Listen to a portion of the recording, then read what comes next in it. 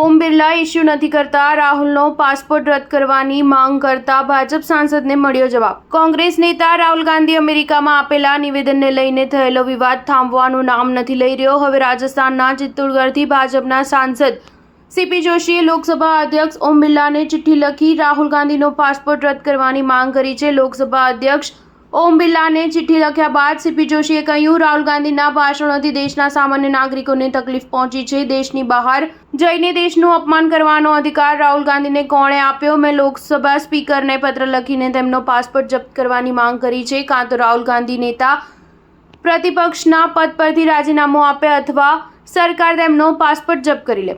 ભાજપ સાંસદની ચિઠ્ઠી પર કોંગ્રેસે પણ વળતો પ્રહાર કર્યો છે। કોંગ્રેસ સાંસદ મનિકમ ટાગોરે કહ્યું કે ભાજપના નેતા મજાક કરે છે। ભાજપ સાંસદ સ્પીકરને લખે છે કે રાહુલ ગાંધીનો પાસપોર્ટ રદ કરી દો।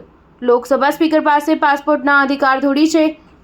ભાજપ સાંસદને ખબર જ નથી કે પાસપોર્ટ કોણ રદ કરે છે। સાંસદ બનવું અલગ વાત છે અને વસ્તુઓની જાણકારી રાખવી અલગ વાત છે। ઓમ બિરલા પાસપોર્ટ ઇસ્યુ નથી કરતા।